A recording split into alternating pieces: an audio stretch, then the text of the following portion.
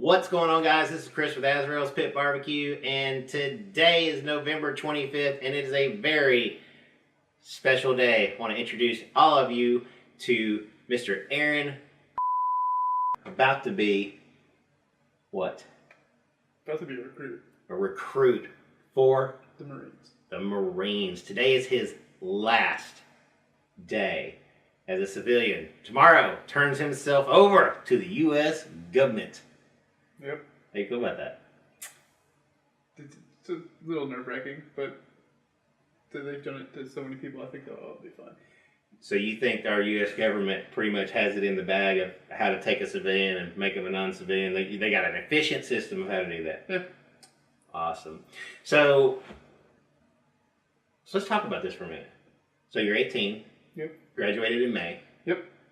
Within a couple of weeks of your graduation, you were pretty much signed up with the Marines. But it's not like this was a sudden decision for you or something. This has been something that you knew you were going to do for a very long time.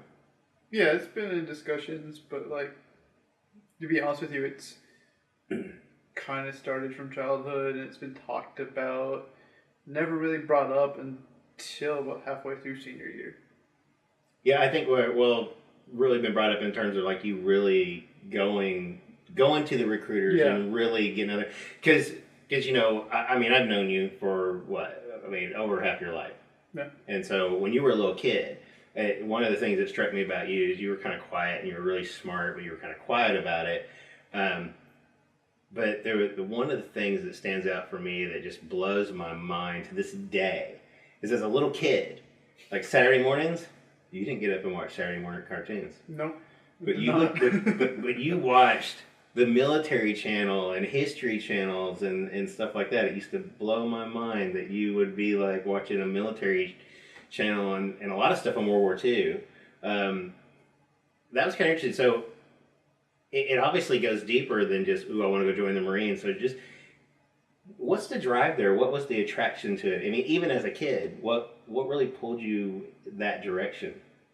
To be honest with you, when I first saw stuff like that, it was just kind of fascinating. Just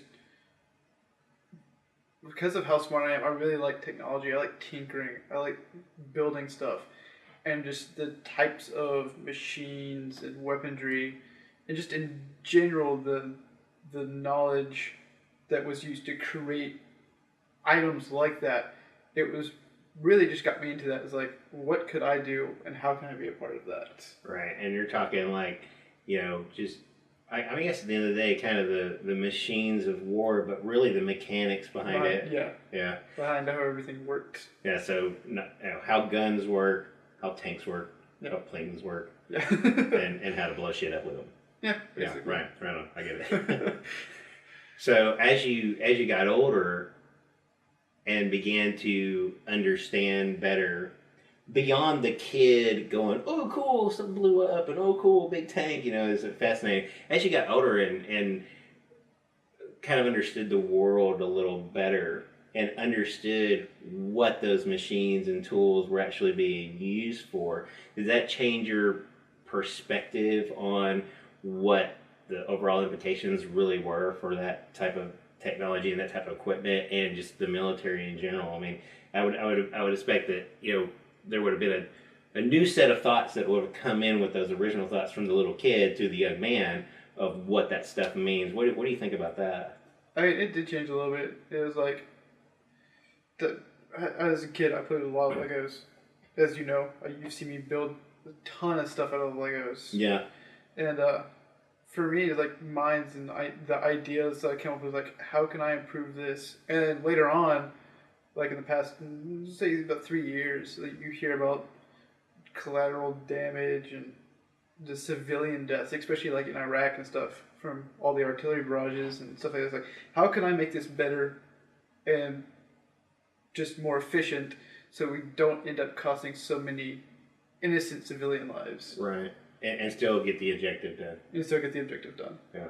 Yeah. Speaking of the Legos thing, that's another thing that has blown my mind with you when you were younger and the stuff you did with Legos. It wasn't even that you could sit down and build something cool from scratch, not kits. You just had a bunch of Legos and just built stuff. What used to blow my mind away was when you would disappear for 2 or 3 days or whatever in your room, and then you'd come out with this thing like the carrier and that kind of stuff. But what was awesome about it is you wouldn't just be like, oh, look what I built. You'd be like, hey, look what I built. It displaces this much water. It can hold this much stuff. Just these kind of just concepts that where you took into account that this thing, if this was a real thing and really carried real equipment and tanks and vehicles on it, the concept, this thing has got to go down, the keel's going to go so far, it's got to displace such and such water, it can only carry so much weight, it's got to have such and such power to be able to push that carrier through the water and that kind of stuff. I used to blow my mind. That was awesome. Yeah. And that was probably about the time I really started pushing you to be like, dude, you really need to go into the world of engineering. You are a young engineer in the making. I still believe that and everything. Did it ever bug you that I used to be like, dude, engineering all the time? Did it ever bug you? No, not really. But here you are. You're going to the Marines, and you're going to be doing something within the engineering kind of world there, right? Yeah, I will be. I'll be engineering equipment for aircraft, or which another thing I like to do is construction and building things. I'll be able to build runways. So there's a lot of jobs under what I can do. What I originally wanted to do was aircraft maintenance, but there's jobs availability. Right. Unfortunately, I didn't get that, but I got something else that I would like to do. Now, just out of curiosity, is that something you could actually pursue later, or are you just kind of on the path you're on now? Once, because the way this works, you got a lot of amounts of times that you got to stay in a standard area of what you want to do or what you got assigned to do, and once that time's over, you can re-up and then change that area. So is that kind of like re-upping, like re-enlisting after your initial contract's over? You can kind of make a change at that point? Or? Yes. Okay, cool. Well, that's awesome. So now we kind of thought about this path of military in general, but you ultimately settled on the Marines, even though I tried to push you to Air Force specifically because of the aircraft stuff. I actually tried. My dad is Air Force and or was Air Force, and so I was really kind of pushing Aaron to go that direction. And he did talk to the Air Force folks. Wasn't they didn't? There was no convincing, really. I'm actually convinced. You know what I'm convinced of? What? I'm convinced that your Marine recruiter buddies told the Air Force guys to talk to you, but said he's mine, he's ours, and so the Air Force guys basically just didn't try to get you because I think they set it up and said, yeah, he's ours, he's a Marine, you don't get to have him, but you can talk to him for a minute. Yeah. And they stood in the corner behind you like with watches, and they were like, no, they're in the other office, so that wasn't a thing. But I tried to get you to go to Navy. Yeah. Did you even talk to the Navy people? No, because there's not a Navy recruiting station close by. That's true. It takes all the way downtown Nashville or something like that. Right. Okay. So you settled on Marines. Yeah. And that scared the crap out of me. It really did. The concept of the Marines being the tip of the spear kind of thing. And it really kind of made me a little bit nervous. And do you remember me asking you, dude, why the Marines? Why has it got to be the Marines? Yeah. Yeah. What was your answer? I think back then it was because they were the best of the best, and it was kind of somewhat about the brotherhood. That's just kind of what I wanted to do. Yeah. So, yeah, you hit the brotherhood part pretty hard, I seem to remember, and it pretty much shut me down. I had nothing to say to that. Yeah. I mean, I can't. There's no conversation to be had because that's for real. And every Marine I've ever spoken to and mentioned that to, they're like, that's the thing.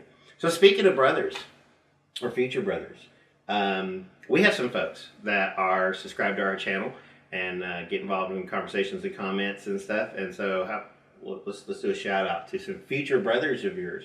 Yeah. So first and foremost, we have Lyle at No Hippie Barbecue. Former Marine, and I think that's actually a bad thing to say. I think once you're a Marine, you're always a Marine. Yeah. You can't be a former Marine. Can you be a retired Marine, I guess? You're just a Marine. Yeah, it's just Marine. All right, let's just bag all that then. Yeah. Lyle, no happy barbecue, Marine. Yeah. Lyle. We have a Sergeant Mitch Holt, who is currently deployed overseas, has gotten on the YouTube channel, has gotten on the Facebook page, has had some comments back and forth with him. He's on the Future brother. Yeah, but I was told we couldn't say that. Oh. I don't know why, but I was told we couldn't say that. Okay. Your mom said that I couldn't say that. Okay. And you just blew it. Oh. Well, I wasn't told that. You're the one that's going to get in trouble. Okay. There's a guy, I think it's Junior SVT, who's relatively new to the YouTube channel. He made a comment when we put out the Eat My Shorts video, your ship out party. Oh, yeah. And he made a comment about being 10-year Marine. I've actually gone and looked at his YouTube page, and he doesn't have a whole lot of videos, but he has got an awesome Cobra Mustang. Thus the SVT. Junior SVT. We want to know more about that car, man. I want to see that car. I'll show you the video later. Oh yeah. Yeah, awesome. He got a video of some stuff on that car. I want to know more about that car though. It looks nice. And there's some other folks that have come in, and I apologize if I don't know their name right now, but I mean there are a lot of folks out there, and it's been interesting because people have made comments to me on the channels, wishing you luck, and complete strangers who are proud of what you're doing, and we, of course, we're all very, very proud of what you're doing. So we've been preparing this week. Really, it's kind of been I don't know, it's almost like they gave you 7 days to live, and you start ticking off all the things you wanted to do, and no surprise, a lot of that had to do with food. Yeah. We did a lot of cooking this week. Let's tick them off. We cooked the full-blown APB chili. No. Out of that, we cooked the fatties. And then we made the APB Double Trouble Burger. Yeah, from the supposed second fatty that we were going to make. That's right. We didn't make two fatties. We made one, so we had extra meat left over. And he ate this whole thing. To the point where it was kind of joking at first, and then I was like, dude, don't hurt yourself. I didn't eat anything after that. No, you didn't eat for 2 days. And then, of course, we just had Thanksgiving. Yep. Oh, man. Oh, that was the best turkey ever. Tell them about that turkey. I've got no words for that turkey. That was the best turkey so far. Oh, I got to be honest with you. I honestly think, we had some celestial intervention on that, because I was scared about that bird. That cook really, that was a huge turkey. Dude, that was like 20-pound turkey. Yeah, it was really big. It was huge. And from what I heard from past the glasses, it was taking forever to get to where it needed to be for temperature wise. It was well, what happened was it was taking forever, and then just all of a sudden the temperatures just soared up on me, and I was really holding in the urge to panic, because we started the cook later than we meant to. Yeah. And so suddenly we were running behind, and then all of a sudden the temperature just started shooting up. And your mom was still cooking stuff in, and so it was like the turkey ended up coming off a little early, and I was like, oh, it's over. This is going to be so bad. But, oh, it was so good. That turkey leg was fantastic. We didn't get a picture of you eating the whole turkey leg. We did not. Ah, it sucks. Yeah. Why don't we do that? I don't know. We got the burger. That's what matters. And then that brings us to today. Yep. Your last civilian meal. Yep. Which I'll be starting that cook here in a little bit. What are we cooking today, dude? We're cooking ribeyes. No, we're not cooking ribeyes. No. Cooking a prime rib. Prime rib, that's right. Prime rib! He meant to say prime rib. That's what I meant to say. Sorry. Prime rib. We got a nice 3-bone prime rib. Dry brained it last night. I think really and truly that it's not so much the prime rib that he likes so much, it's that au jus. To be honest with you, it's everything about it. Oh, it's so good. Au jus is a topper, but it's everything about it. And we're going to make, with that same au jus that we use for that ribeye, we're actually going to make a French onion soup out of. Yeah, you'll have to wait till you get back to that. Yeah. Matter of fact, you're going to have to wait till you get back for everything. You won't even get to see this video till you get back. Nope. No. Oh, but you better perfect that French onion soup. I will. You guys heard him. French onion soup videos coming. You guys have made French onion soup. Let me know. Be honest with you, it doesn't seem that complicated. Yeah. Yeah, I think that au jus, that stock that we make stands on its own. Putting some bread and some cheese and baking it off in the oven, that's a no-brainer. So we're gonna do that. All right. So in your journey to get where you are today, let's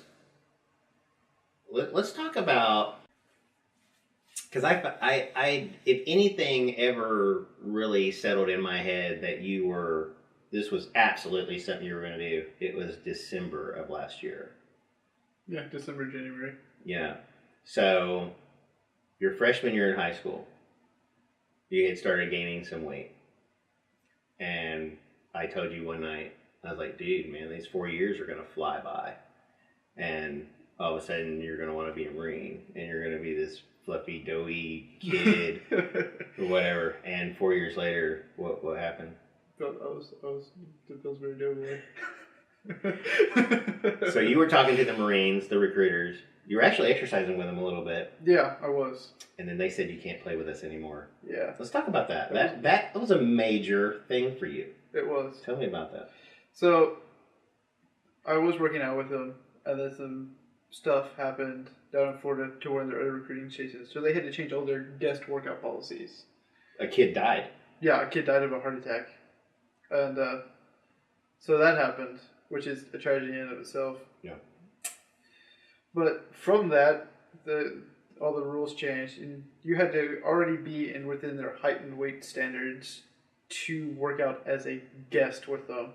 And so they told me, it's like, we love having you here. We want to see you get here, but you can't be here anymore. And it's not because we don't want you here. It's because our policies have changed. Yeah. And there's like, if you can get to this point, then we can take you. So where did they want you to be? They wanted me between 200 and 215. And where were you? I was at probably about 265, 270. 265, 270. Well, that was a hill to climb.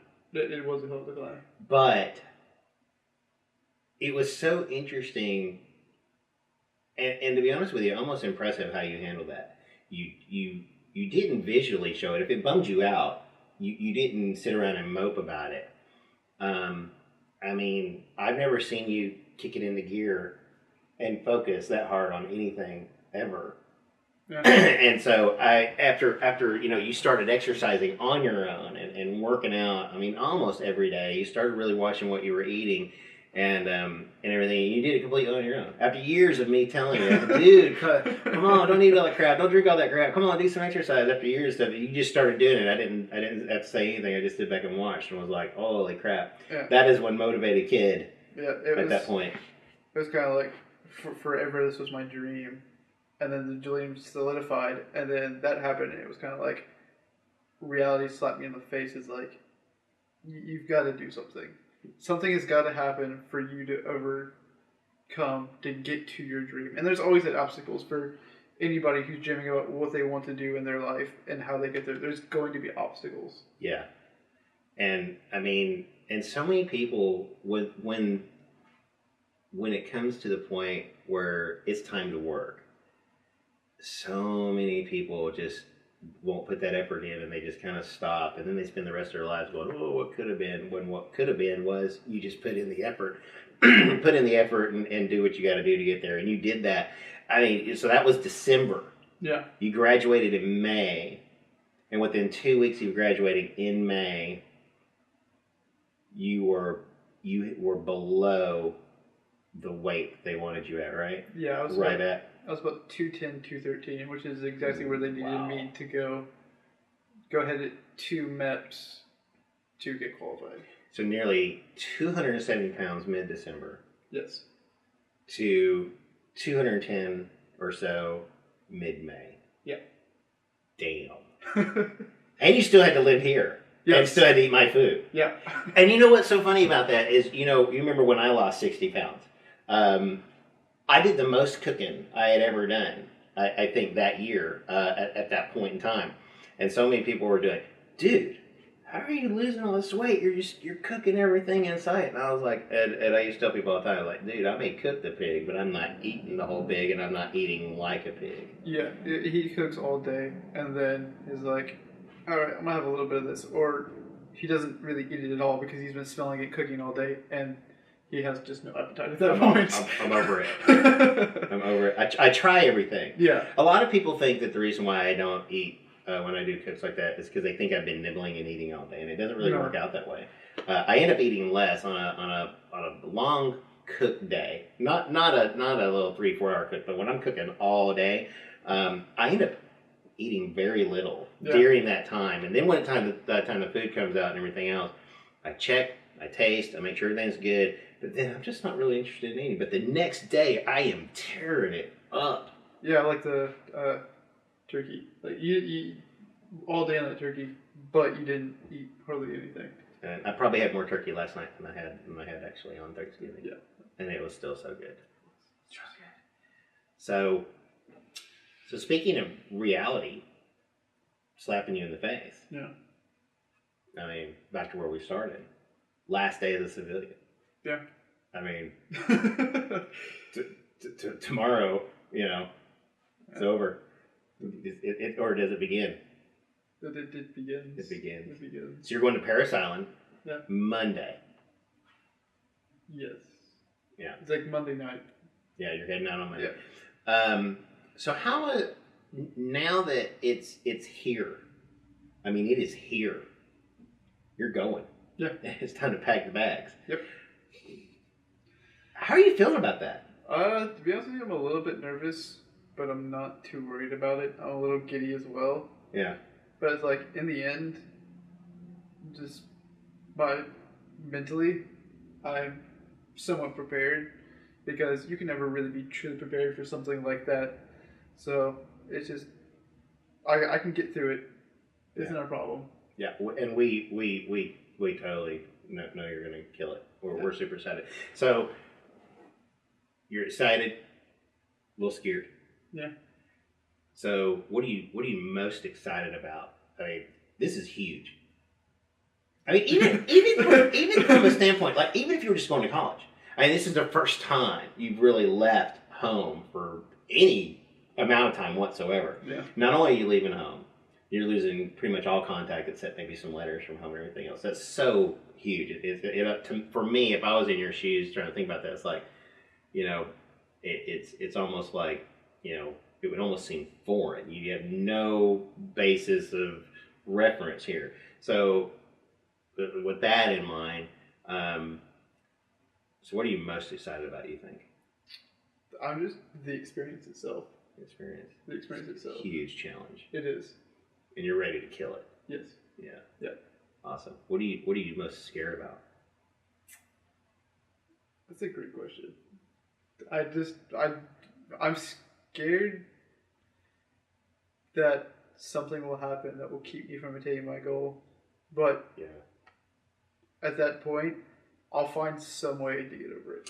I really super appreciate that answer, because as I was asking you the question, I was kind of running through my head. It's like, if I was in your shoes, what would be my biggest fear right now?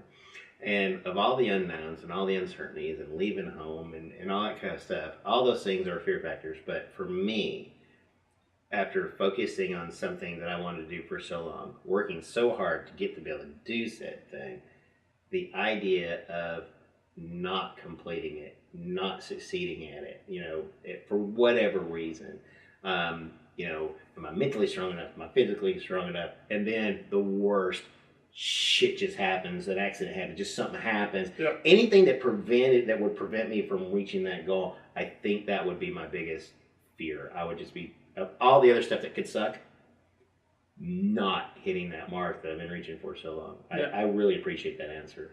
I really do. I feel that. That would suck. But I think, even if that were to come to pass, I think you're absolutely right. I think you would find a way to get through that and try to make a positive out of it and just keep going. I have learned more from failure than I ever have succeeding. That's 90% of getting somewhere is failure. And You then have finding to that fail. one thing. Yeah. You have to fail to push on. I gotta tell you, I mean, I think for me and your mom and stuff and the whole family and everybody, and just even just complete strangers out in the internet world, I think everybody can look at you and be like, yes, this kid's gonna go. Now, of course, our expectations are as you run the place when we get there, we expect you to be the boss. So just keep that in mind. Yeah. It's not gonna happen, is it? No. Not be the boss? No. Okay. No. They'll make sure that won't happen. So you go there, you're there for 13 weeks. So late February will be graduation. You get to come home for, well, we don't know how long you're going to come for, but typically you come home for 10 days. You might get to come home for longer, but at some point in time, you're going to then report to Camp Lejeune in North Carolina to start your actual training for your job, right? No. So Camp Legion's for MTC, and then from what I've heard, I don't know exactly what it is. It's basically just further training on what you did in boot camp. It's not it's not like the physical and breaking you down stuff. It's just building upon what you learned there, and just So that's not your training. That's not going to be your training for your job. No. That comes after that. That comes after that. Do you have any idea how long you're going to be in North Carolina and at Camp Lejeune? They said about a month. Okay. Maybe a little bit longer. Awesome. So I guess the last big question is going to be, after all this, are you prepared for the emotional onslaught you will have to deal with tomorrow and Monday from myself and your mom and your dad and probably your sister and your grandparents and everybody that loves you? Everybody's going to be very emotional about seeing you go. Yeah. Are you prepared for that? I don't know. To be honest with you, I've never been too much of an emotional person myself. I kind of tend to block off the outside world. So that's definitely going to be interesting. Yeah. So I think we're gonna bust through that. Yeah. I don't even think anybody has to be involved. I think your mama's gonna break down that wall. Yeah. Yeah. But speaking of which, I mean, how do you think we're gonna miss you a lot? Yeah. Even when you're being a pain in the ass, you're still part of our world, and your presence is just a constant, and that's going to be gone. That's going to be the hardest thing for us to adjust to. And then, of course, just kind of say, man, are you okay? What are you doing? How exhausted are you right now? Are you having fun? Did somebody just kick your ass? Just kind of thinking about what's going on with you, and then maybe we get to communicate with some letters and stuff and try to see what's happening. But then on the flip side of the coin, is your perspective of, I guess the concept would be that you don't have a whole lot of time to sit around and be homesick, but no, you're going to be homesick, right? I probably will. It's just, but it's like they'll put so much through us so quickly that the whole entire point is to get stuff done with having very little time to think. It's all reactionary. You're going to have very, very little time to actually sit down and think about what just happened. And so you got this concept of what an idea of what's coming. Very fortunate to go through the recruiting office that you did. Yeah. And get involved in the program and been working with these Marines to get to this goal, as opposed to somebody who just signed up and off you went, no prep. You've had months and months and months to mentally and even physically at least prepare yourself.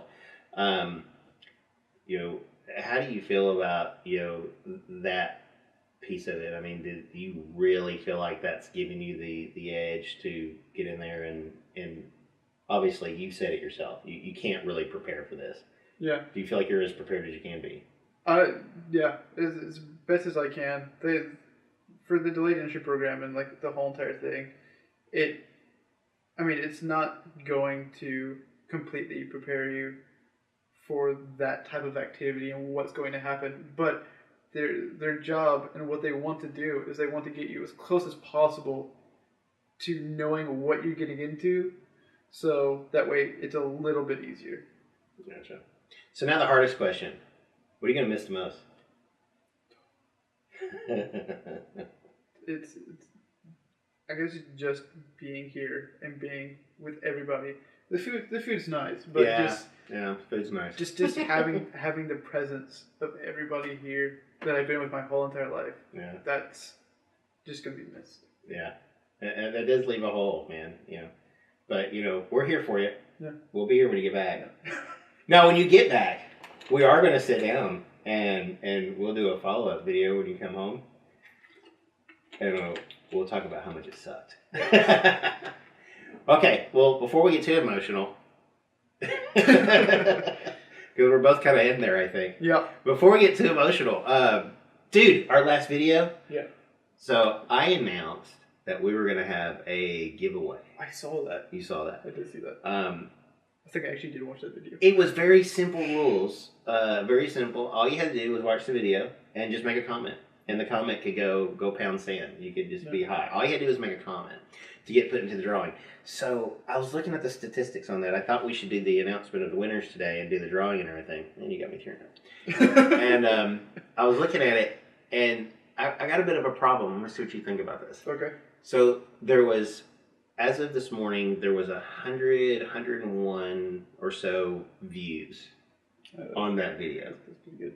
It's okay. I mean, for if you take the average of the kind of views that I get and take spatchcock chicken out of it entirely, because that thing is... Yeah, that's just a fluff. It's over 11,000. I know. It's so weird. People like spatchcock chicken. They apparently like it. I think they just got hung up on the word spatchcock. Probably. I'm not sure which part, but yeah. Just can't imagine. Yeah. So, anyways, 101 views, 20-something comments. Yeah.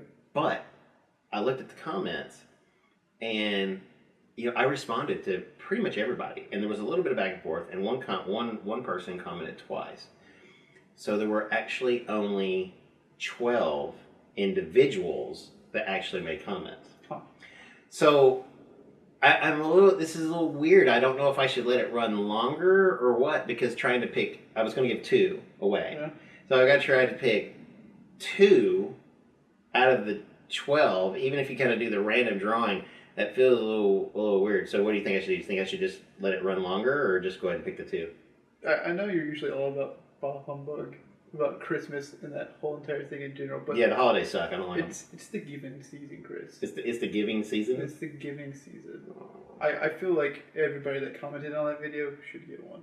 Everybody? Everybody. You think I should give 12 ThermoPops? Yes.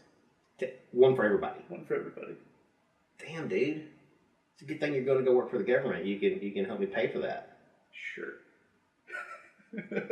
So you think I should give everybody that commented a ThermoPop? Yeah. We're totally doing that. Pound it. Boom. Everybody who commented on our last vlog where we talked about temperatures and cooking and everything else, you're getting a ThermoPop. Yeah, ThermoPop. There's a big difference there. That's a huge difference. Yeah. ThermoPops. ThermoPops. Yeah. Let's say it together. ThermoPops. So guys, there you have it. I know this really wasn't so much barbecue related, but it's a vlog, and this is what's going on in my life right now, and this is Aaron, and I really wanted everybody to get to meet this kid. I've been talking about him, and Aaron really is. He really is an awesome kid. He's not my son, but I love him like my son. We're going to miss him very much. And apparently he's pretty generous, because he just gave everybody a ThermoPop that commented on the last video. So I will reach out to you guys, let you know how we're going to handle that, because now I've got to order 12 ThermoPops and get them mailed to people. Yep. It's a good damn thing you're leaving, dude. I'd make you do it. Yeah. Guys, I hope you had a great Thanksgiving holiday. Thank you for spending time with us. And we just really wanted to kind of share this part of our lives and what we have going on. Aaron's not going to see this video till he comes back. Nope. Unless you send me Snapchat pictures with subtitles and cards. I can do that. We can send you pictures in a letter or whatever. But so when Aaron comes back in February, we'll sit down. We'll see how his experience went. In the meantime, we're going to keep cooking. We're going to keep that smoke rolling. Happy holidays, everyone, and we'll talk to you soon. Good job, buddy. Well done. You're Thank awesome. you. That went out well.